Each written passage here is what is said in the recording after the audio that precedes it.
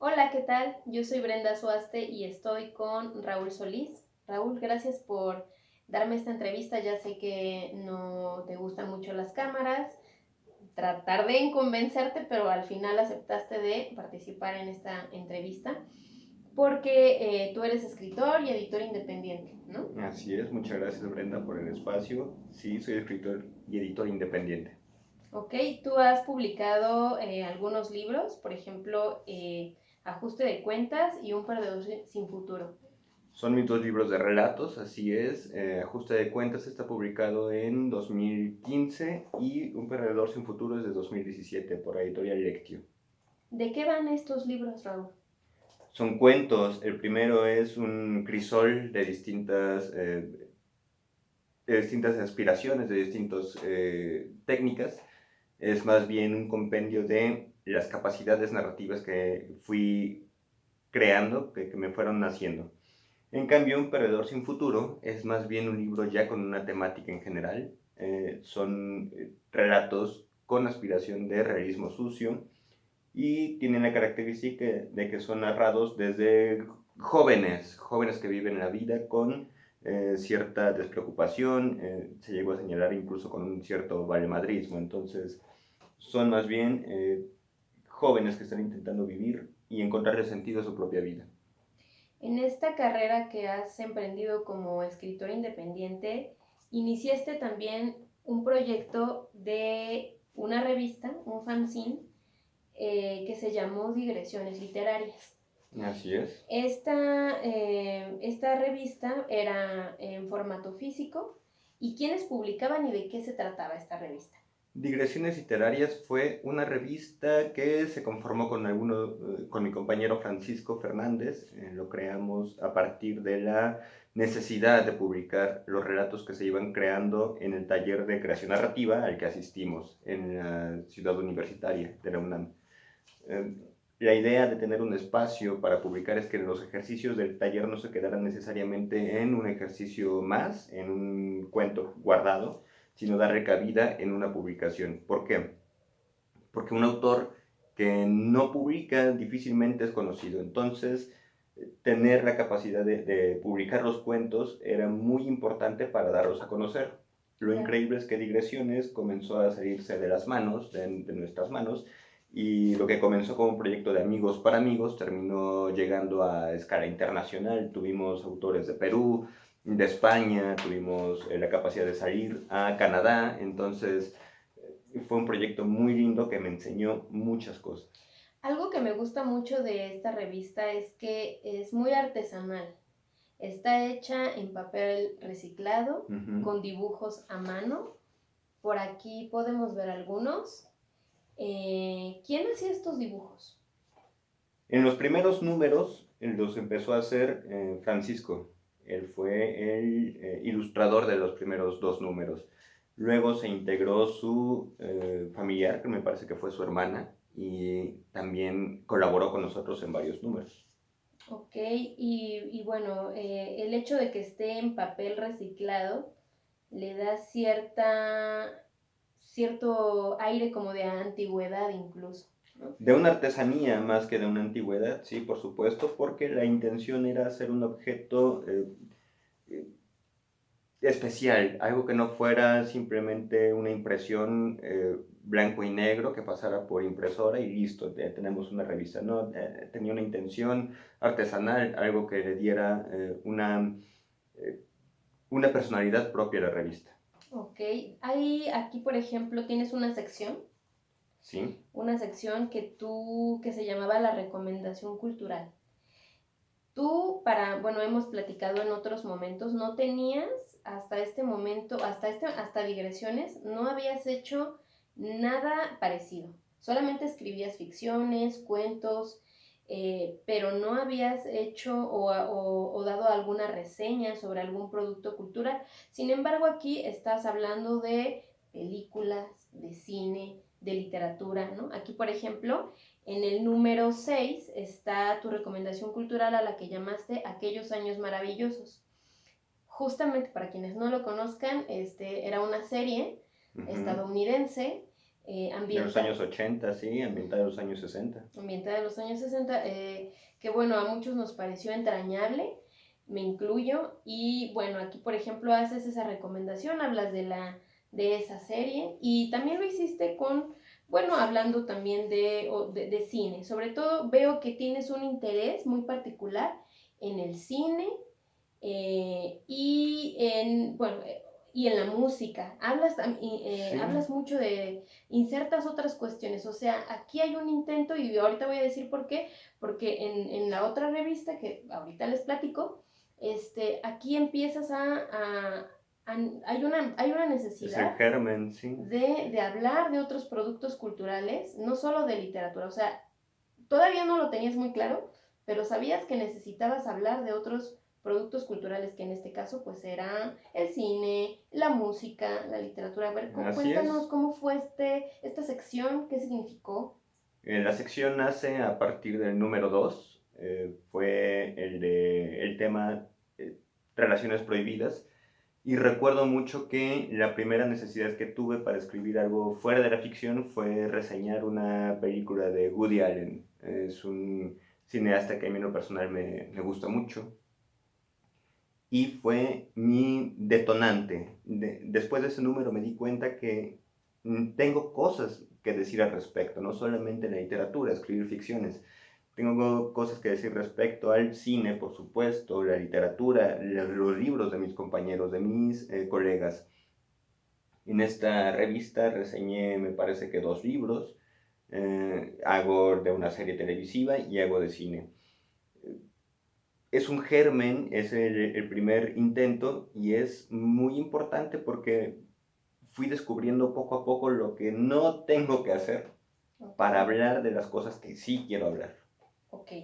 Y quería hablar de esta sección tuya porque después vino, que esa es una de las razones por las que necesitaba o tenía muchas ganas de platicar contigo, que es Cuentística. Cuentística es una revista también de corte literario, pero hay una evolución muy importante. O sea, tan solo en el formato físico, ¿no? Aquí todavía incluso está engrapada, los dibujos son hechos a mano, el papel reciclado y toda esta aura artesanal que tiene. Y acá hay un producto mucho más elaborado y aquí incluyes algunas obras de pintura, por ejemplo, y bueno, ya hay 2 números de cuentística, que tenemos a Marginal y tenemos el número 2, que es El amor, que recientemente salió. Y bueno, aquí hay una evolución, y bueno, desde el formato, pero incluyes obras artísticas, que son pintura. Cuéntame cómo decidiste hacer esta inclusión de las pinturas y de qué va Cuentística respecto a digresiones. Sí, hay una ruptura definitivamente porque la intención de Cuentística es hacer un producto artístico, no necesariamente ya artesanal como lo fue Digresiones Literarias.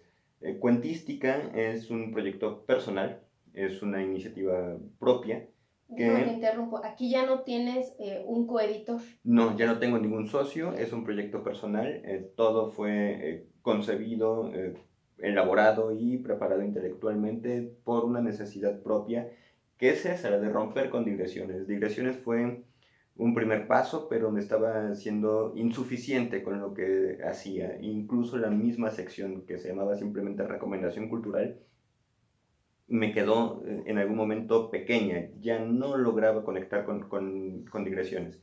Es por eso que nace Cuentística, y Cuentística, como dice su nombre, está enfocada en el cuento hispanoamericano, o más bien de habla hispana, porque no tengo una preferencia por autores, ya sean nacionales o simplemente del continente. Cualquier persona que hable y escriba en español es bienvenida en la revista. En este momento, al momento de publicar los 2 números de Cuentística, tengo autores de Cuba, Perú, Ok. de Ecuador, y pues es un proyecto más ambicioso, tanto en sus formas como en los alcances. Uh-huh. Y déjame comparar las dos revistas. En Digresiones había un tema. Uh-huh. A partir del tema, tú y tu compañero lanzaban una convocatoria y mandaban sus cuentos, ¿no?, del tema respectivo. En Cuentística también hay un tema y mandan cuentos que bueno, hay que decirlo, son de gran calidad. O sea, no, si bien son autores que están iniciándose muchos de ellos en la carrera, en esta carrera de escribir, también hay una habilidad, o sea, ya hay una experiencia por parte de estos escritores, porque no se ven tan novatos, ¿no? O sea, entonces hay una calidad narrativa que sí me gustaría resaltar, decirle al público que cuando lean estos cuentos van a encontrar esa calidad, ¿no? Claro. ¿Cuáles son las necesidades? ¿Cuáles son las expectativas, las exigencias que te pones a ti mismo y que pones a tus autores a la hora de elegir sus cuentos? Sí, me gustaría hacer la comparación con Digresiones, porque Digresiones, como mencioné al principio, fue un proyecto que nació de un taller literario y digamos que las restricciones a la hora de publicar eran mucho menores, solamente con que se consiguiera un buen relato, una buena historia. Sin embargo, también es cierto que la literatura no es solamente las historias, la literatura es mucho más que una buena historia. Para eso están otros formatos como el cine, que sí, necesariamente tiene que ser una buena historia para que sea un buen filme. La literatura es mucho más compleja, más profunda y más rica.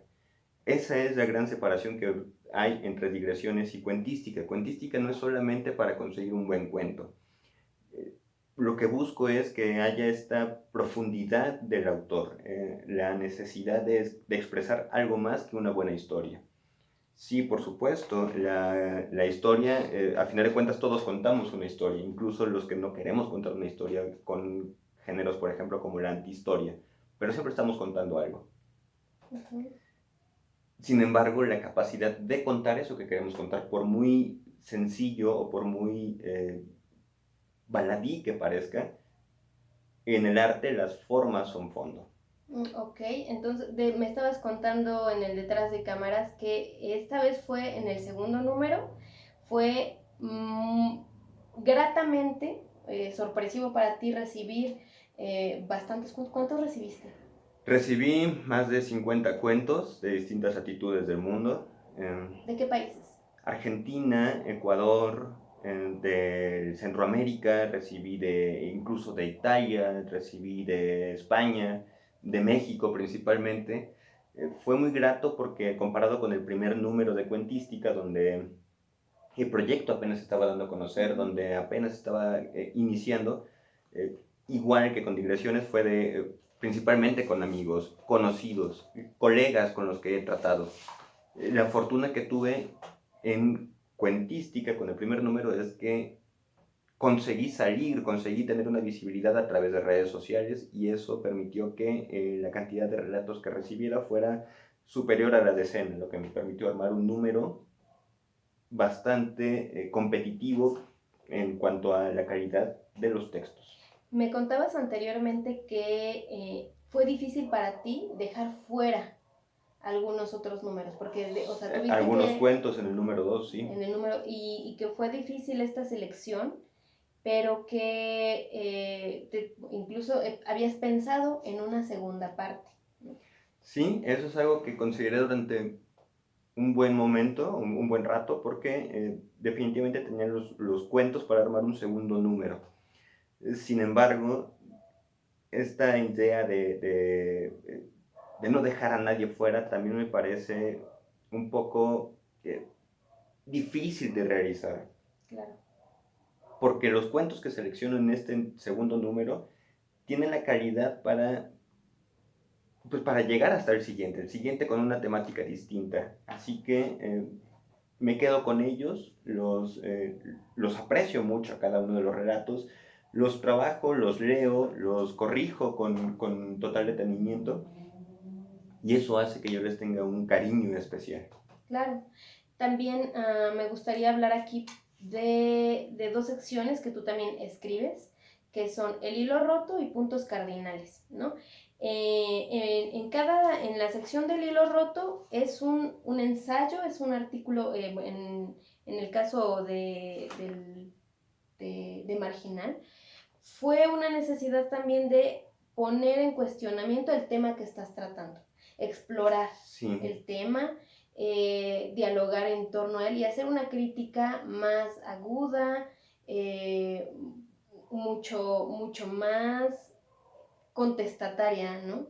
Que, por ejemplo, en digresiones literarias. Sí.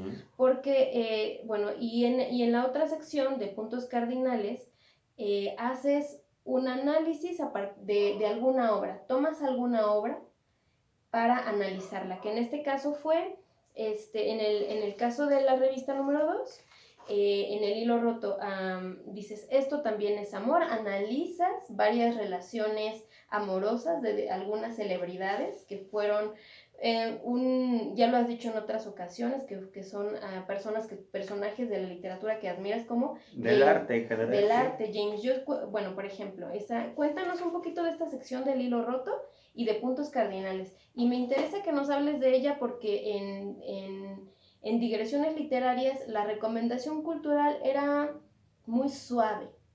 Te limitabas a poner sobre la mesa alguna sección, más bien algún producto cultural, pero no lo criticabas tanto. Pero aquí sí haces una crítica. El asunto es que la recomendación cultural, como por eso yo creo que el nombre tampoco fue tan difícil de conseguir, era únicamente una forma de decir, me gustó esto, te lo comparto. No ahondaba en las complejidades artísticas, ni de hechura, ni de temáticas, ni de ninguna otra índole. Era una sección más bien de reseña, una reseña ligera, sí, por supuesto, incluso hasta podría decir un tanto superficial. La ruptura que hay con cuentística, que ya lo comentamos, son estas necesidades de hacer algo, un producto artístico, un producto más completo. Me llevó también a la reinterpretación de las secciones. ¿Qué necesidad tengo de decir esto sobre los temas en el hilo roto? Bueno, suelo tener discusiones con ciertas personas acerca de los temas que más me interesan y muchas veces terminan siendo discusiones que una vez que llegamos a ciertos puntos no van a ningún otro lado. Entonces una persona muy importante para mí me dijo, ya no lo discutas así, simplemente escríbelo y escríbelo para que otras personas también lo puedan leer. No fue sencillo llegar a esta concreción de ideas porque pues, es muy sencillo simplemente empezar a hablar, a decir, pero ya aterrizar sobre estos temas es otro asunto. Bueno, pues el hilo roto nace por esta necesidad, así que esta sección es un despertar artístico, pero sobre todo intelectual, porque prescindo de la ficción, prescindo de todas las necesidades de inventiva y me dedico a la reflexión, análisis, a la metodología del análisis. Para animar a las personas que nos escuchan, ¿quiénes están en esta sección esta vez? Porque hablas de varias parejas que tuvieron relaciones muy apasionadas y son personajes de la literatura, del cine y de la música, que son temas que te importan. Cuéntanos a quién van a encontrar, qué relaciones van a encontrar en este número. La importancia primero de mencionar que la sección se trata de tratar de criticar las ingenuidades, es lo más importante. No dejarse llevar por las tendencias ni por la línea de expresión común que vemos sobre todo en redes sociales. Entonces me importaba mucho, por ejemplo, tratar el amor desde una perspectiva más intelectual, más analítica, más crítica. Y tomé a mi pareja favorita de todas, que son James Joyce y Nora Barnacle. Son, me parece, la pareja más fantástica que yo conozco. Y sobre todo son personajes que no vivieron un amor sencillo. Sin embargo, tampoco podemos catalogarlos fácilmente como que eran esta famosa palabra de hoy en día, los Tóxico. tóxicos, ¿sí? No, definitivamente no. Ellos tienen una historia muy compleja, muy rica, muy apasionante y que más allá de dejarnos alguna enseñanza, nos dejan preguntas abiertas. ¿Qué sí es válido y qué no dentro del amor? ¿Qué podemos considerar como tal y como tal no? Bueno, estos tipos no se dedicaron a moralizar al amor, simplemente lo vivieron y uno, a partir de la interpretación que haga de ellos, es lo que puede ir aprendiendo. Están Joyce y Nora. Están John Coltrane y Juanita Groups, que después, cuando se cambia, bueno, se convierte al Islam, se llama Naima, que es la pieza más importante del repertorio de Coltrane. Ellos también tienen una historia increíble y sobre todo el legado que deja Coltrane para hablarnos de Naima. Están también Liv Ullmann, la actriz noruega, y Bergman, el director sueco de cine. Estos dos tipos que me parece que son la historia más compleja de todas. Lo que me importaba ver era esto. ¿Quién se puede atrever a decir que lo que estos tipos vivieron no fue amor? Bueno, seguramente habrá quienes, pero lo que su opinión diga no importa mucho porque ellos ya vivieron una historia. Y están también Personajes los ficticios. personajes ficticios de Pregúntale al polvo, la novela de John Fante, donde aparecen Arturo Bandini, el protagonista, y Camila López, que me parece que también tiene una historia, la única historia de amor no lograda. Uh-huh. Y bueno, estas historias, bueno, Ana, pones en la mesa estas historias, como dices, sin moralizar, y haces una crítica a esta palabra de tóxico, ¿no? En donde a veces todo lo que no conseguimos entender lo queremos poner en una categoría que termina por no describir muchas cosas. Entonces, aquí obviamente no estamos justificando ciertas violencias, especialmente la violencia de género o la violencia hacia las mujeres, porque sabemos que hay un montón de relaciones en donde, bueno, hay violencias que ni siquiera a veces se pueden identificar, pero este no es el caso, ¿no? Me contabas también que te gusta la visión de Octavio Paz sobre el amor y lo que no es amor según la visión de Paz. Cuéntanos esta visión de Paz. ¿Qué Sí. creía Paz? ¿Qué decía Paz sobre lo? Empezando por esto de la violencia, no me pongo a hacer un tratado sobre la violencia ni sobre aprender a distinguirla porque ese definitivamente no es la pretensión de la revista.